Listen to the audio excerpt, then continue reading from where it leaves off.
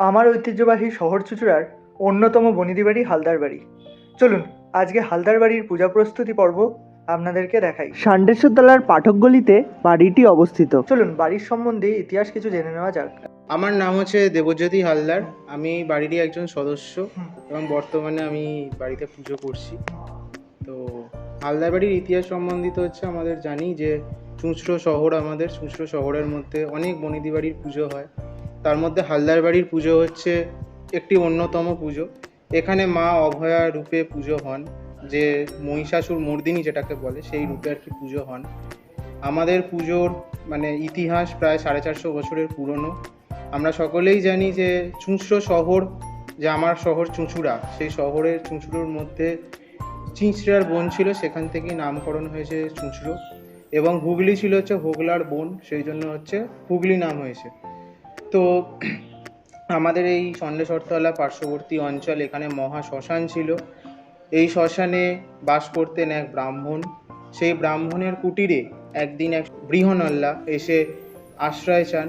সদয় মনে সেই ব্রাহ্মণ সেই বৃহন্নল্লাকে আশ্রয় দেন।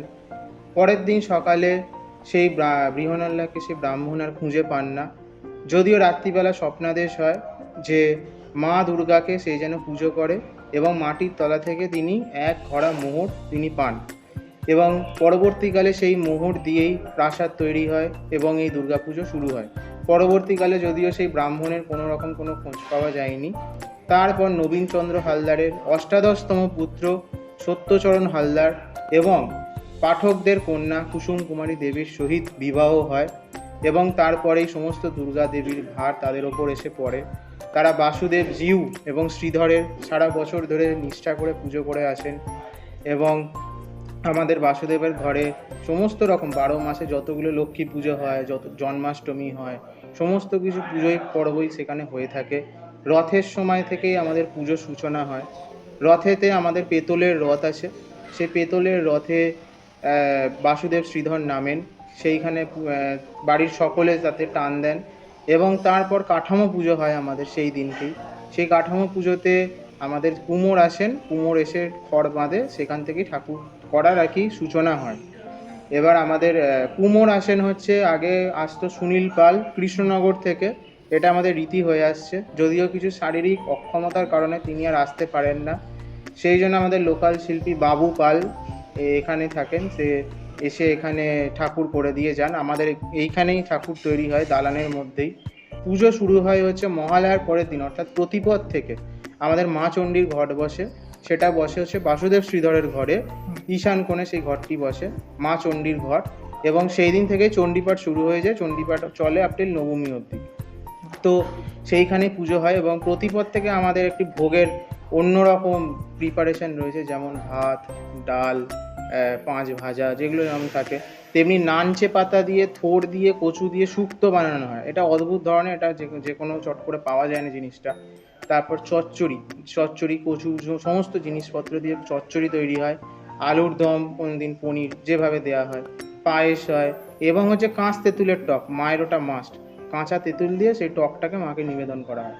তো এইটা চলে আপটিল ষষ্ঠী অবধি। ষষ্ঠীর দিন রাত্রিবেলা আমাদের এখানে বোধন আছে, বোধনের ঘরে ওইখানে ঘট বসে, অধিবাস, আমন্ত্রণ অধিবাস হয়। তারপর মাকে বরণ করে, মাকে বরণ করা হচ্ছে বাড়ির ছেলেরা, অর্থাৎ পুরোহিতরা, আমরাই মাকে আর কি বরণ করি। তো এরপর হচ্ছে মার বরণ হয়ে গেল, বরণ পর্ব হয়ে গেল।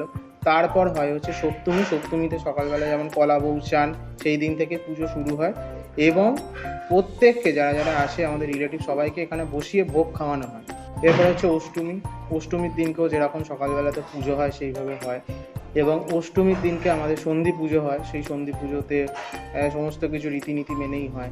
তারপর হচ্ছে সেদিনও ভোগ খাওয়ানো হয়। আবার নবমী হচ্ছে আমাদের সকালবেলাতে কুমারী পুজো হয়। কুমারী পুজো হয়, সেই কুমারীকে সমস্ত সুন্দর করে সাজিয়ে কুমারীটাকে পুজো করা হয়। তারপর হচ্ছে বলিদান হয়। যেহেতু আমাদের মা বৈষ্ণবী, তাই এখানে কোনো রকম কোনো ছাগ বলির প্রথা নেই।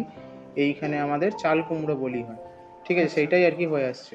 তারপর হচ্ছে সেদিন নবমীতে আমাদের স্পেশাল যেটা ভোগ হয় এক্সট্রা করে, সেটা হচ্ছে আমাদের রসনা, হচ্ছে পাঁপড় এবং আলু দিয়ে একটা তরকারি মতন বানানো হয়। সেইটা মাকে নিবেদন, এবং হচ্ছে কদবেল মাখা, সেই কদবেল মাখাটাও কিন্তু মাকে দেওয়া হয়। তারপরে নবমী হয়ে গেল।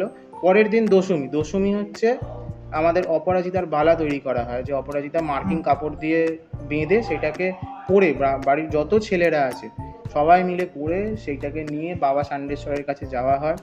সেইখানে অপরাজিতার বালা ধারণ করে সমস্ত দেবদেবীর কাছ থেকে আশীর্বাদ নিয়ে এসে বাড়ির যিনি বড় গৃহিণী আছে তার হাতে সেইটাকে দিয়ে দেওয়া হয়। এবং দিয়ে দেওয়ার পরে তারপরে আমরা সবাই মিলে এইখানে বসি সবাই একসাথে, তারপরেই মাকে বিদায় জানানো হয়, সুতো কাটা হয়। তারপরে আমাদের আগে নিজেদের ঘাট ছিল, সেই তারপর মেয়েরা রাত্রিবেলা যেমন বরণ করে, মেয়েরাই করে সেটা, বাড়ির বউরা। তারপরে আমাদের আগে নিজেদেরই পাঠক ঘাট, এটা আমাদের নিজেদের ঘাট, আগে ওখানেই বিসর্জন হতো। কিন্তু আর যে একটা মাকে নৌকো করে ঘোরানো হতো, কিন্তু একটা অ্যাক্সিডেন্টের পর থেকে সেই নৌকো আর ঘোরানো হয় না। আমাদের মাকে জলে ফেলে সেই কাঠামো তুলে নিয়ে এসে দালানেই রাখা হয়। পরবর্তীকালে সত্যনারায়ণ পুজো হয়। তারপরে এইভাবেই আমাদের পুজোর পুরো রীতিনীতি এইভাবেই চলে আসছে। অসংখ্য ধন্যবাদ দেবজ্যোতি হালদারকে এতটা সুন্দর তথ্য আমাদের দেওয়ার জন্য। আর হ্যাঁ, অবশ্যই চুঁচুড়া শহর বেড়াতে আসলে এই হালদার বাড়ি দর্শন করবেন। চুঁচুড়া স্টেশনে নেমে টোটো করে ষান্ডেশ্বরতলা পাঠকগুলির সামনে নেমে একটুখানি হাঁটা পথ, তারপরেই পৌঁছে যাবেন হালদার বাড়ি। তাহলে ভিডিওটি এখানেই রাখছি, দেখা হচ্ছে অন্য কোনো ভিডিওতে অন্য কোনো স্থানে। আর এই ভিডিওটি ভালো লাগলে সাবস্ক্রাইব করে পাশে থাকবেন।